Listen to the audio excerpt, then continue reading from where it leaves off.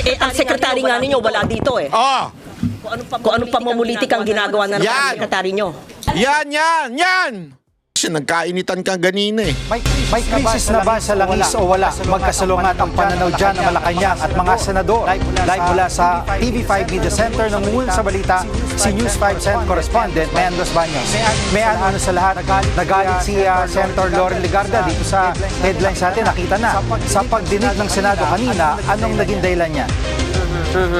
Gigi, tama ka. Uminit ang ulo at nanermon Senator Loren Legarda sa pagdinig ng Senado kanina kaugnay nga sa epekto nitong lumalalang girian sa Middle East at ano ba ang plano ng ating bansa kaugnay niyan. Kanina kasi, Gigi, nagkaroon ng pagdinig yung ad hoc committee ng Senado na tinatawag na Protect kung saan imbitado ang marami sa mga ahensya ng gobyerno na rumiresponde nga dito sa issue ng Middle East War at mismo mga cabinet secretaries talaga o yung pinuno ng mga departamento ang dumalo.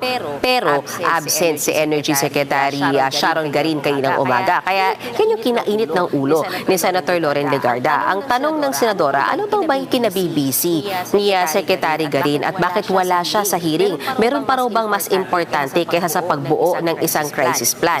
Isa pa yung kinainit ng ulo ni Senator Legarda ay nung mabanggit naman ni DOE Undersecretary Sales na yung dahilan kung bakit daw hindi na-release yung pondo na dapat ay supplemental budget mula sa PNOC dahil nangangailangan daw ng congressional approval. Pero hindi raw nagkaroon ng congressional approval dahil nag-break na ang sesyon ng Senado at Kamara. Pero pumalag dyan si Senator Legarda. Sabi niya, teka muna, bakit parang Senado at Kamara ang nasisisi? Unang-una, hindi nyo naman sinabi sa amin yan. Pangalawa, kung sinabi nyo yan, hindi sila magbi-break hanggat hindi na naaaprobahan yan. Lalo na kung gano'n ka-importante pala yung supplemental budget na yan. Narito ang bahagi ng pahayag ni Senator Legarda. Ang sekretary nga ninyo wala dito eh. Oh, Kung anong pamumulitikang ginagawa na ng Yan! sekretary nyo. yan! Isigaw mo, sayang ang ano. Totoo naman eh. Kung ano-anong pamumulitika ginagawa ninyo eh. Nakatikim kayo ngayon ano. Kala ninyo, nabili nyo na si Senator Loren ah. Hindi pwedeng tinuturo-turo nyo kami. Oh, yan na. Magtrabaho tayo dito eh. Oh. Darating natin secretary. Oh. Burn the Ano? midnight candle. Oh, yan. Oh, magsunog kayo ng kandila. Oh, lahat tayo dumating. Madam, gawin mo yan, ha? Huwag puro daldal. Huwag puro daldal, gawin nyo yan. Kasi hindi ko nga maintindihan. Meron pang kakapalan na mukha itong kongreso tsaka yung para mag-break. Hindi dapat kayo nagbe-break eh. Lang labasan sa kwarto. Pero huwag niyong sasabihin na nag-break kami. Kaya hindi napasa yung Nanggigigil na si Madam. Na congressional approval. Hindi niyo kasalanan yun. Kasi wala ang inyong sekretarya. Sige, dagdagan ko lang tila nanumbat na nga si Senator Legarda dyan sa inis niya dahil kapag daw budget ang inihingi ng ahensya, kahit pa daw magdamagan, present dyan yung mga secretary. Pero kapag daw tungkol sa krisis, marami daw dahilan. Samantala, bandang alauna ng hapon, Jiggy, humabol sa pagdinig si Secretary Sharon Garin at bukas naman niya na sinagot yun ng mga katanungan sa kanya ng mga senador, kahit pa yung tanong sa kanya ni Senator Legarda at around 4 p.m. Pero bago yan, sa social media post ay inilagay nga ni Secretary Garin yung video na nagagalit si Senator Loren Legarda at ang kanyang naging caption lamang dyan, quote-unquote, ay hi. Jiggy. Pero sa isang banda, Anong hi? Hi ka o hi si Loren? Ay, labo nyo talaga oh. Hi! Ito naman. Linawin natin, hi, as in H-A-Y. Hindi hi. Kayo talaga. Akala ko sinasabi niya, hi siya, kaya hindi siya umatindi. Kayo talaga, oo. binalikan mo talaga yung mga soundbite ng mga opisyal ng Malacanang sa nakalipas na mga linggo na nagigera na. Ang mga sinasabi lang nila, babantayan yung presyo, wala pang krisis sa langis. Isa talaga sinasabi nila, in fairness kay Senator Legarda. At pangalawa, pag tinignan mo yung repatriation ng mga nakaraang gera, for example, panahon ni GMA, kaya ayaw umalis ng Pilipino o hindi sa Lebanon, Israel war, may nakaabang na bus para ilabas sila ng bansa kung saan man sila pwedeng dali na safe.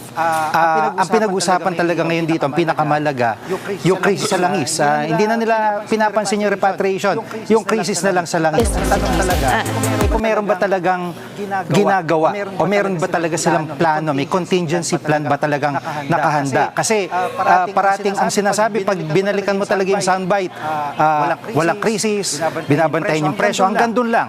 Pero kung ano yung gagawin, Euro 2, bibili ng Euro 2, hanggang doon lang. Pero meron ba talagang contingency plan na gagawin? I feel you, Jiggy. And I think the senators also feel the same way. Kasi sa Senator Gatchalian mismo ang nagsabi kanina na nasusurprise siya na after 3 weeks ng kaguluhan at lalo pang lumalala yung gera sa Middle East, parang wala talagang nailatag na consolidated, unified contingency plan ang gobyerno. Kaya nga sila nagpatawag ng hearing kanina kasi ang gusto nila mag-usap-usap yung mga ahensya ng gobyerno at bumuo kayo ng solid at komprehensibong contingency plan kung paano ba natin ito haharapin. Pero bago yan, Jiggy, ang sinasabi ng mga senador, it all starts with yung pag-amin na nasa krisis na tayo talaga sa ngayon. At nagkakaisa ang mga senador sa paniniwala na nakakaranasan ng krisis ang ating bansa. Kung matatandaan mo, Jiggy, kahapon ang sinasabi ng palasyo ay wala pa tayong krisis sa langis. Meron lang tinatawag na price interruption. Pero ang sinasabi ng mga senador, teka muna, aminin na natin na may krisis tayo para makabuo tayo ng isang solid, comprehensive, unified na plano. Yan ang bahagi ng pahayag ng mga senador kaugnay niyan. Wag na tayo lost in translation or nagmamaang-maangan na may krisis. Each agency represented here must act as if we are in a crisis because we are in a crisis. Nagdedebate pa tayo kung nasa crisis tayo o hindi tayo sa crisis. Para sa amin dito sa Senado, nasa crisis na tayo. At kung... kasi putang ina, nung nagsabing wala tayo sa crisis. Sorry po meron po kasi nagsabi dito sa akin kahapon, umuwi si yung isang banateros, nakagrab siya, tas nanonood daw lagi dito. Tapos nagagalit daw yung mga nakasakay pagka naririnig si Banatbay, nagmumura. Sorry naman, kayo magalit sa akin, ha? Huwag kayo magalit kasi talagang nagagalit lang naman din ako kasi nakakaputang ina talaga yung mga nasa Malacanang.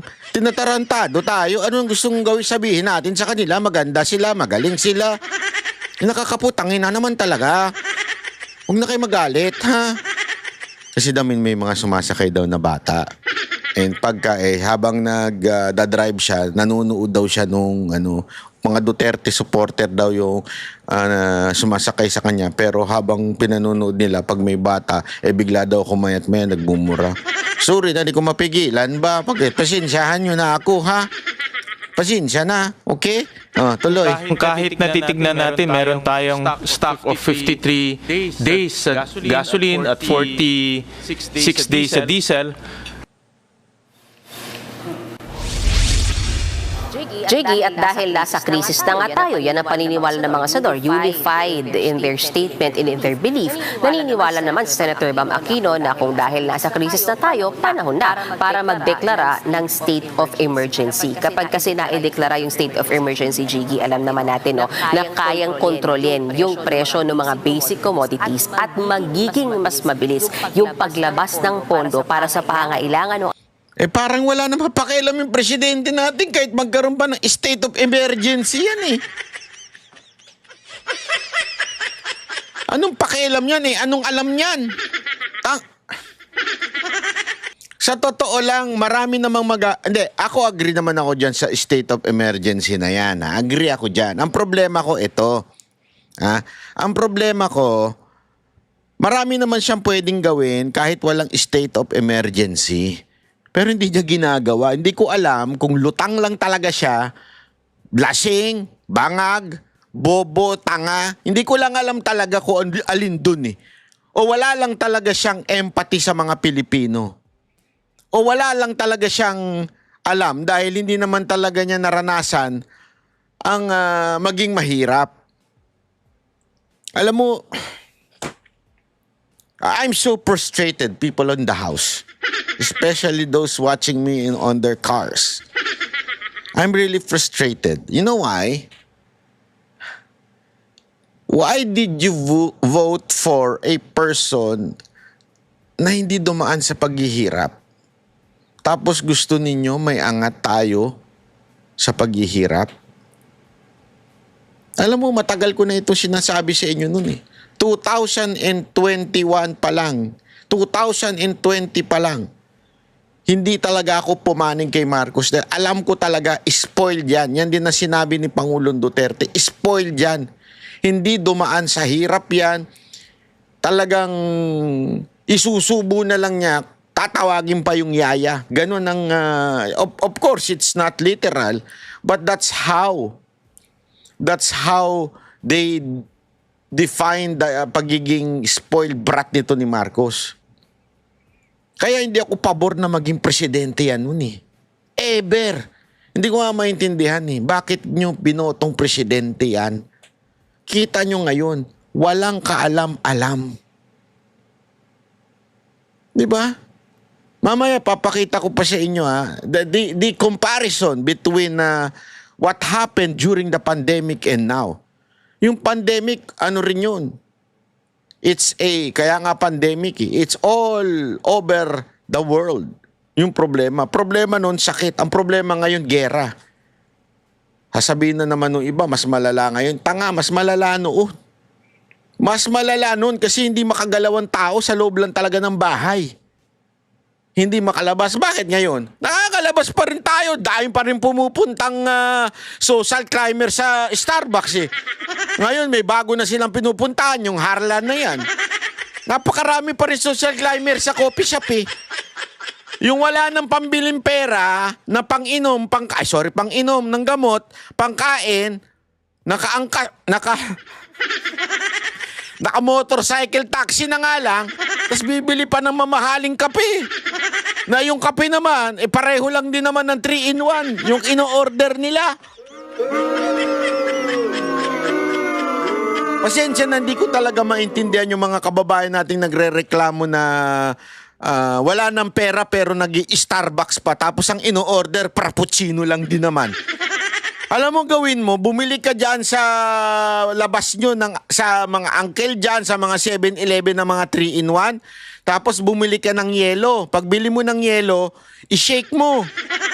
Tapos dagdagan mo na sobrang daming asukal. Yun na yun. Yun na yun. Frappuccino na yun. Yung mga dapat pumupunta lang sa Starbucks at saka yung yung talagang coffee drinker eh. Yung naiintindihan ng pinagkaiba ng espresso at saka ng Americano. Hindi yung mga social climber. So ano ibig ko sabihin? Kasi mga kababayan, pag pupunta ka pa rin ngayon sa mga lugar na somehow nasa high level ng konti. I mean, nasa social climber na konti. Marami pa rin tao. Ibig ko sabihin, yes, there is a problem now. Yes, there is a crisis now. But unlike before, nung COVID, mas matindi. Pero bakit tila mas organisado nung panahon ng COVID kesa ngayon? Kayo ang sumagot. Sige, i-comment nyo dyan sa baba. I-comment ninyo. Bakit mas maayos noon? Mas matindi noon ha. Hindi tayo makalabas, hindi makapagtrabaho, lahat tayo na wala ng trabaho. Di ba? Pero bakit gayon? It is because inutil ang presidente natin. Ating mga kababayan, partikular yung ayuda. Narito ang bahagi ng pahayag ni Senator Bamaki. Panahon nang magdeklara ng state of national emergency. Maaari tayo magpatupad ng mga hakbang sa pag-regulate sa presyo ng mga essential goods.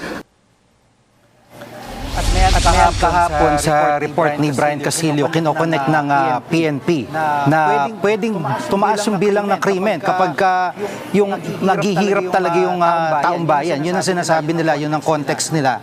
At kung tutuusin, meron na itong micro-model sa Yolanda. Nawalan ng pagkain bigla yung community, yung Tacloban, nawalan ng gasolina, talagang looting ang nangyari dyan. So, I mean, hindi to alarmist, pero ito ay reality na nakita na to sa Tacloban. Hindi ba nababahala yung... Kita nyo, ha? Kita nyo yan. Nakita na yan, unti-unti. Kaya nga sabi ko sa inyo mga kababayan, lalo na yung mga OFW na nanonood dito, hindi nyo nararamdaman na itong ganitong klaseng bayan natin. Pero ikikwento ko na lang sa inyo. Ultimong hino-hold up na dahil lang sa gas. Yung mga ilan nating kababayan. Ninanakawan na, sinisip-sip yung gas. As in, sinisip-sip. Diba yung, alam mo yun, habang bubaba yung tricycle driver, pagpasok, sumasamba. Tapos bigla may lalapit, sisip-sipin para kukunin yung gas, tapos ilalagay sa galon nila. Alam mo yun, sabi nga nung after nung sumamba na nakawan ng tricycle, sabi niya, naiintindihan ko eh. Kaya hindi ko na lang hinabol, di ko na dinimanda. Grabe na hirap sa Pilipinas. Di ba? Yan, makikita mo yan. Tapos sasabihin, walang oil crisis.